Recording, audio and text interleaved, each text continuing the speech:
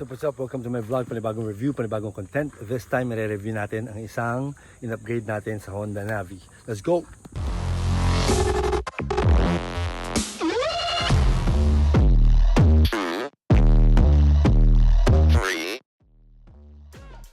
Let's get started.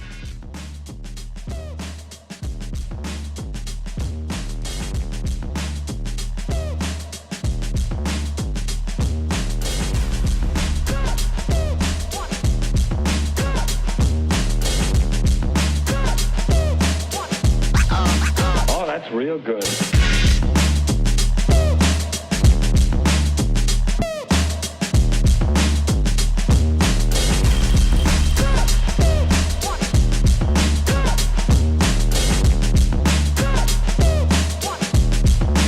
You've got to get a hold of yourself.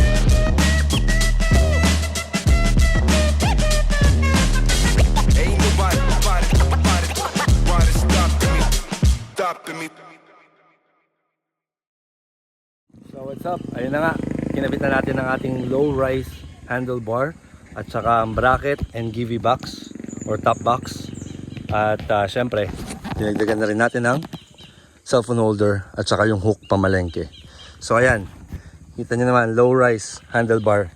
Ngayon, ang problema ko lang dito is tatama yung choke. Pero ito, may konting space. Kasi medyo ginanong ko siya, di ba? So yun lang ang pinaka cons pag nagkabit ka nito, lalo na pag wala ka nitong riser. Lahat to nabibili to sa TikTok, ta-type mo lang low rise handlebar tsaka yung riser para sa Honda Navi, makikita mo. Tapos ito as usual, Moto Wolf. Tapos ito, makikita nyo rin yan for Navi, motorcycle hook. So ayan yung tsura niya, di ba? Angas ng dating. Nakayuko ako ng konti, hindi naman nakayuko, medyo nakaano lang ng konti, hindi ako straight. So ito na yung bracket. Ayan yung bracket. Ayan yung pagkakabit. So dito lang din nakakabit yan. Tapos wala kang sandalan kasi ang pinili kong top box is this. Maliit lang. Hindi naman sobrang liit pero kasya naman helmet dyan. And iba pang gamit. So ayan, naka-built-in yan. Yan yung gusto kong box, top box yung naka-built-in. Kasi hindi mo na pwedeng tanggalin. Kung tatanggalin mo, syempre tutornilyo mo. Pero ayan, tapos may daming lock niya, no? 3 lock. Dito lock, dyan, sa dalawang gilid. Diba? Safe na safe. So far, yan pa lang yung aking dinadagdag, bracket, box, handlebar, cellphone holder, at hook. Tapos hindi ko pa na-kompleto yung gold bolts. Saka yung iba pang parts kung saan may mga tornilyo na pang gold. So far yan. Tingnan nyo. Yan ang setup ko. Napakaganda. Diba? Tinanggal ko na rin pala yung mga sticker. Kasi minimalist ako. Pag minimalist, hanggat maaari, walang mga stickers, walang decals. Ganun akong klaseng tao. Pero nasa inyo yan. Pero kasi tingnan nyo. Diba? All black. Ito hindi ko pa napapalitan to. Ayoko ng red na yan. As much as possible, black yan or gold. Kasi ang magiging theme ko ay black and gold, black and gold, black and gold. Yan, may helicopter na dumaan. So yan, yun ang magiging theme ni Vane. Pangalan niya nga pala ay si Vane, ang aking Navi. So testingin natin siya. Kung maganda naman ang pag-drive, testingin natin yung low rise handlebar. Let's go! 0, 1. Let's get started.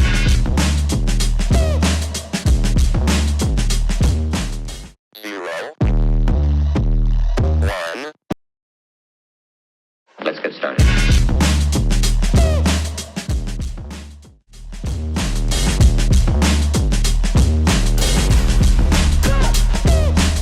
Why they stopping me? So, yun ang itsura niya pag nakasakay ka na. Hindi masyadong nakayuko. Tapos, nasa iyan kung dyan mo lalagay yung paa mo para mo kang racing or dito lang. So, 5'8", 5'9" ako or 5'8 and a half.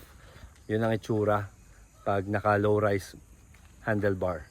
So ayun, sana nagustuhan nyo and After this, pakita ko yung habang tumatakbo tayo. Actually, yung pagliko-liko niya is manageable. Kaya naman. Siyempre, pagka yung may curve, medyo gigilid mo naman, di ba? Ililin mo pa kaliwa or pa kanan, depende sa curve. Pero pag yun talagang todo U-turn ka, okay naman siya. Pero pag pakaliwa, tatama lang talaga tong choke. Pwede mong patanggal yung choke kung gusto mo. Pero pag pakanan, di naman. Pag mag U-turn ka pakanan, di naman tumatama. Diba? So yun lang talaga yung pakaliwa. Pero dahil gusto mo yan, tiis ganda ka dyan. Diba? Pero yun, it's a good and nice investment kasi matibay siya. And kung hindi ka sanay, magstay ka na lang sa stock kasi maganda rin naman yung stock niya at mas reliable, mas safe actually para sa akin. Pero dahil gusto ko may forma, I chose this. And then yung sa box, hindi mo ramdam na may box ka sa likod kahit maglagay ako ng mabigat dyan. Kasi nga, malapit siya. Yan o, malapit siya sa upuan. Yan yung hinanap ko talaga. Hindi siya malayo sobra. So kahit bitawan mo yan, mag free wheel ka, or bitawan mo yung manibela, hindi ka gaganong-ganon. Hindi ka manginginig na parang sa tricycle. Dire-diretso lang. So ayun lang siya. Ano pa ba? Wala na ba akong ibang natakel?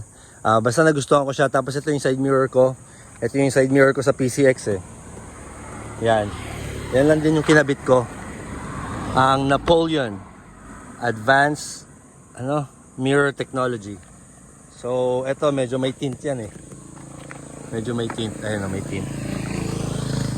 Medyo may tint yung mirror na yan. Pero sanay ako dyan eh. Kaya trip na trip ko yan. Tapos yung ano natin is hindi na to stock pero kasi yung grip mo dito maganda eh. Mumurahin lang to. Nasa 100 plus. Not even more than 200. Itong low rise handlebar is around 350 to 400. Ito is 200 riser. Ito 50 pesos to 100 pesos. This one is 500 pesos, Motowolf. And then this is around 1,100 or 1,000. Around nga eh. Tapos ito naman, magkano ba to? 1,000, 1,100 din yata. So total nito is 2,000 lang. Diba? Murang-mura. Budget meal na upgrades. Hindi pa tayo tapos mga kabroom. Kasi ito, ang next natin target, ang ating muffler. Siyempre, di ba? Para rinig tayo sa kalsada. Lit-lit na nga natin, tapos hindi pa tayo rinig sa kalsada. Dapat rinig tayo. And then, siguro itong shocks. Pero hindi ko pa alam kung anong unahin ko sa dalawa eh. Ito, hindi ko talaga siya trip. Kasi pag pinalakihan ko yung gulong, which eventually palalakihan ko, sa ngayon, pinupudpud ko pa. Sayang eh. Hindi pa naman ako malala yung tour. Ito, baka palitan ko. Hindi ko alam kung puputulin ko or ano. Or kakabit ko yung sa click. Yung parang sa click yung nakaganon. Pero kasi customized na yun eh. Kasi hindi pa rin ako nagpapalit ng LED. Kasi wala naman ako reklamo so far sa mga ilaw. Siguro ito na lang. Yung mga signal light masyadong mahaba. Pero kasi for Honda safety talaga eh. Gusto ni Honda nakikita ka sa kalsada. Safety lahat ng ilaw and all. Wala ring switch to. Naka-on lang yan all the time. So, ayan siya. Ayan ang Honda Navi. At its finest. Ayan o. Ganda-ganda tignan mo pagpaganto. Kala mo naka big bike ka eh, no? Pero small bike lang naman. So, yun lang naman. So far. Mga aking nadagdag. Siyempre, tuloy-tuloy ang ating upgrade. Kung may upgrade tayo, papakita ko naman sa inyo. At kung may biyahe tayo, ipapakita ko rin sa inyo. So, yun. Last na lang is yung habang drive, yung test drive. Okay? So let's go. Please keep eating, keep praying, keep traveling, keep. Let's go. Look up. So ayan, nag-ride na tayo. Tinetesting na natin ang ating handlebar. Let's get started. At so far, okay naman siya. Kailangan mo lang sanayin yung sarili mo kasi yun nga, hindi katulad ng sa stock medyo level siya. Naka-level ng konti yung kamay mo. Diyan kasi medyo nakababa lang ng konti lang naman, hindi ko naman sinobrahan. Pero kasi, may nag-aabot ng libreng sabon. Mag-ingat kayo sa mga ganun yung libreng sabon.